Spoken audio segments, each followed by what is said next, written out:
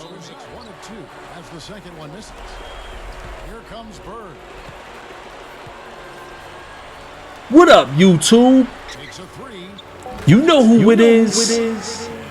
If you don't, it's your boy Shake. And welcome to the NBA 2K12 Ultimate Shooting Tutorial. And who better to kick off a shooting tutorial than to highlight one of the NBA's greatest shooters of all time, Larry, aka Legend Bird. You know, Larry Bird had one of those careers that NBA ball players dream of.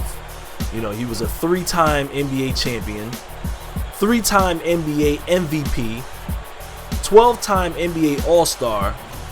He was Rookie of the Year 1980.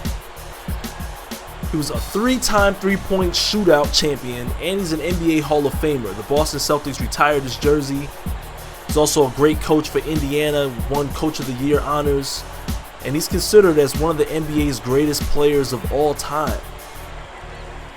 So one of the very first things I like to do when I want to start learning how to shoot with certain players is I head over to practice, I go into the freestyle mode, and I pick the teams that I want to utilize. Let's go ahead and pick the Boston Celtics of today and the Boston Celtics of the 80s and see how Larry Bird fares against guys like Ray Allen.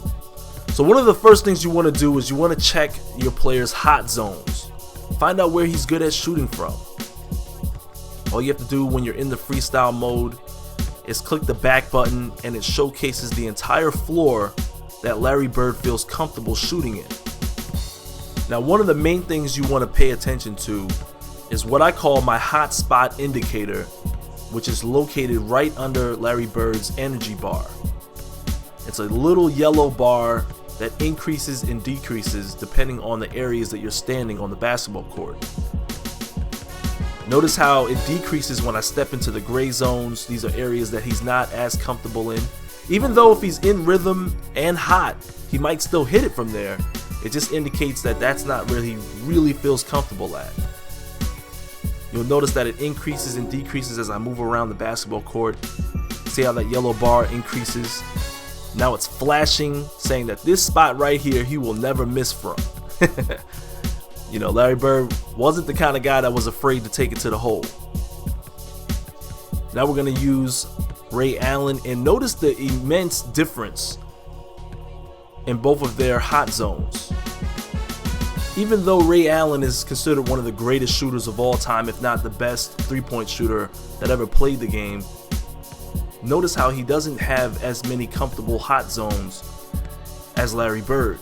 Doesn't mean he's any less of a shooter, just means that if you shoot in these particular areas, he's more than likely going to drain the shot.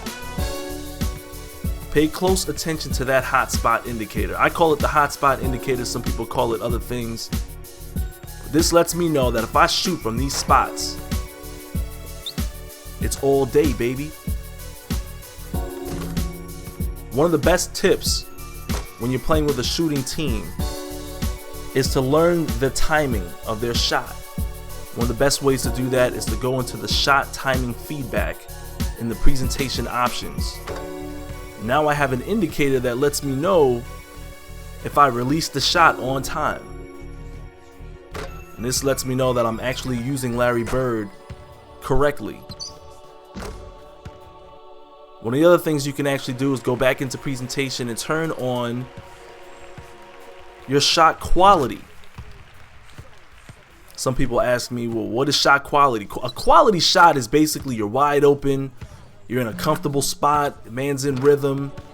It's a quality shot. You're open, it should go in most of the time.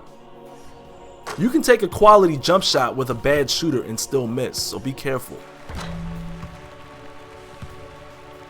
Now we're going to take a look at Paul Pierce. We've got the quality on, we've also got his timing on, and we have the hot zones on. So this way we can really see if we're shooting the ball correctly with Paul Pierce.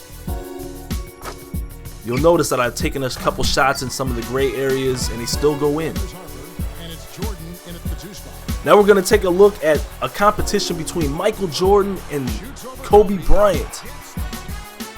So what we're looking at here is the Stepback Jumper. What you want to do is, as you're dribbling the ball across the basket, you want to move the right stick away from the hoop. You're going to do a nice step back, make it very hard to guard. So right here, we're taking a look at the dribble pull-up. All you have to do is, while you're dribbling, move the right stick in any direction. This is Jordan's signature dribble pull-up shot.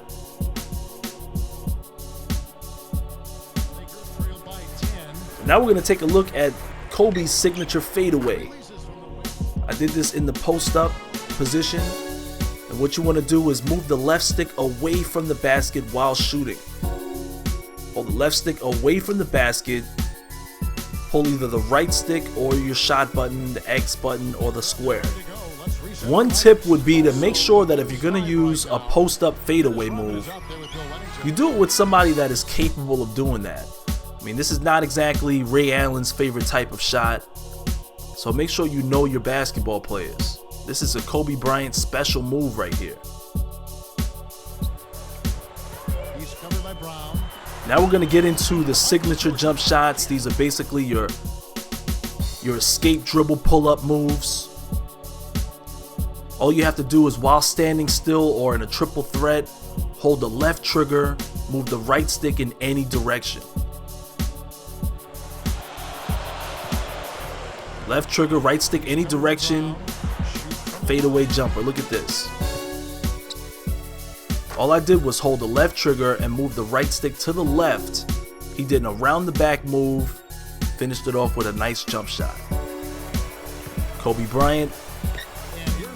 Simply just hold the left trigger, move the right stick in any direction, preferably the direction you want to go in, and you pull off your signature jump shot.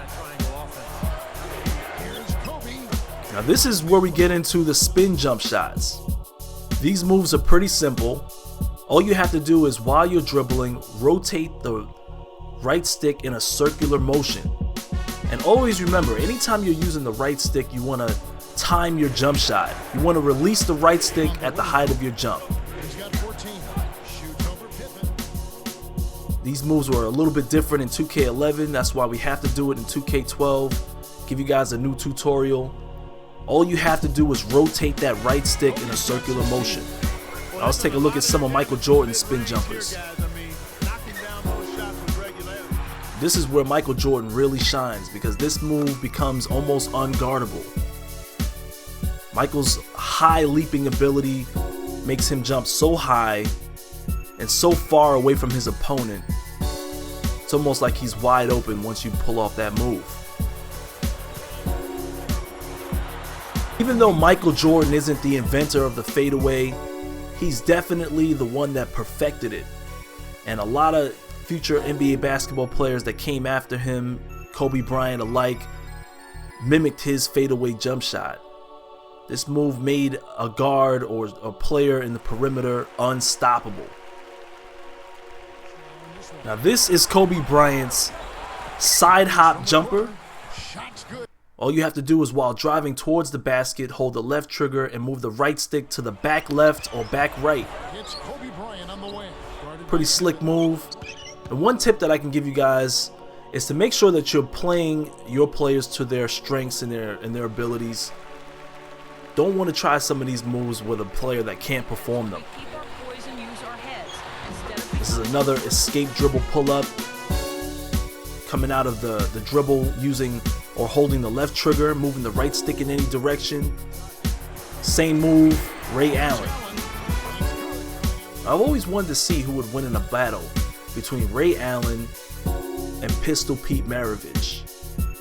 These two guys were some of the best shooters, some of the guys that changed the game with the way they shoot the basketball. This is a runner. All you have to do, some people call it a floater, I call it a runner. Same thing. While dribbling towards the basket, keep the left stick held towards the basket. You want to hold the left trigger and move the right stick away.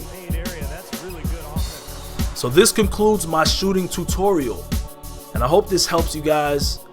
Best tip I can give you is to keep practicing. What better way to end a shooting tutorial was showing Pistol Pete Maravich shooting the ball without even looking at the hoop. It's your boy Shake. I'll holler at you dudes later.